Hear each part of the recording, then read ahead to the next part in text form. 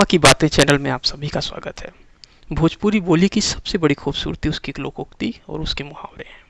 इस चैनल के माध्यम से हमारा प्रयास है कि विलुप्त प्राय हो रही संस्कृति को संजो कर रख पाएं।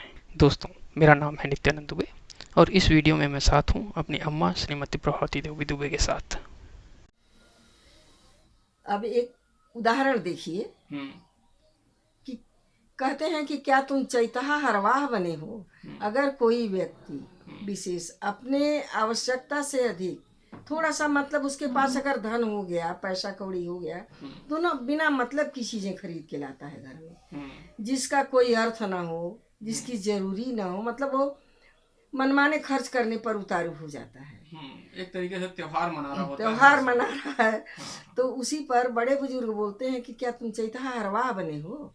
अरे पैसे को संभाल के रखोगे तो तुम्हारे और भी काम आएंगे दिन रात के। ये चैत का और हरवाह का क्या रिश्ता है? हाँ, यही मतलब है।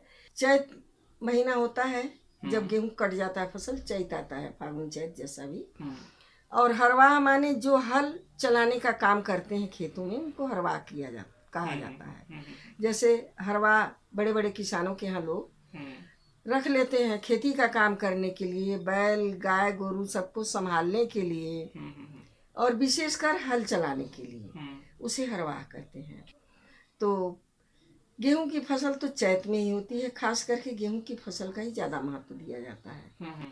तो उससे जो अनाज मिल जाता है और अपनी जो थोड़ी बहुत खेती रहती है उससे भी अनाज मिल जाता है। एक तरीके से जो उनकी साल भर की मेहनत वो चैत में उनको पक्की मिलती है। हाँ, तो उसमें जो है उनकी अपनी जितनी भी आवश्यकताएं रहती है, वो चैत के लिए टाल के रखते हैं कि चलो फसल होगी, उसको बेचेंगे तब इस काम को करेंगे। बिल्कुल बिल्कुल। तो वो जो चैत का महीना जो हरवाह है उनके लिए त्योहार का महीना होता है। पूरे साल भर की जितनी आवश्यकता होती है वो उसी एक महीने में पूरा करते हैं। हाँ, कोशिश करते हैं कि और साल भर से उसी को देखते हैं कि कब चैत आवे और कब फसल कटे, कब हम इस काम का करें काम।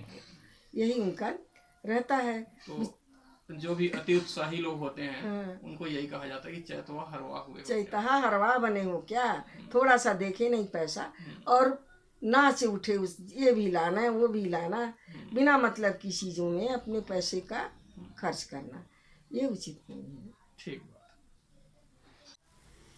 आज का मुहावरा है कि यह मुहवा पान खियावे, यह मुहवा पनही। अच्छा, ये पनही क्या होता है? पनही माने जूता। अच्छा अच्छा, जो पैर में पहना जाता है। पैर में पहना जाता है, उसको पनही बोलते हैं। तो कहने का मतलब ये है कि आपकी जो मुंह की भाषा जो है, वो ही आपको इज्जत देगी कि नहीं देगी, वो आप पर निर्भर करता है। ठीक बात है। कहते हैं कि मनुष्य जो है सभी जीवों में सबसे श्रेष्ठ माना गया है, सबसे होशियार माना गया है, लेकिन वो अपनी गलतियों के कारण कहाँ जा रहा है, सही करता है तो क्या होता है, ये उसी पर निर्भर करता है।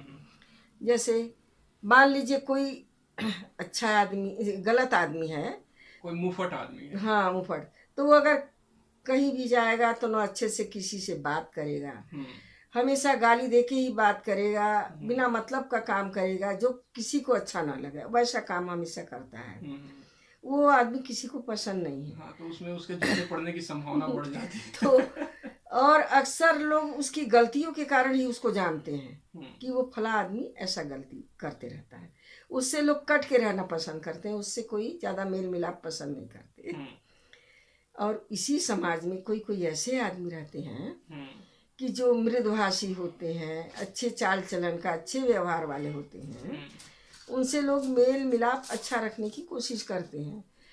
अच्छे आदमी को तो लोग अच्छे मुँह से बैठाएंगे, पान भी खिलाएंगे, पानी भी पिलाएंगे, और बुरे आदमी को अगर अच्छा व्यवहार नहीं किया तो दुई पनही लगा भी देंगे, माने दुई जूता मार भी देंगे, क्योंकि उसका व्यवहार गलत है तो कोई क्या करेगा।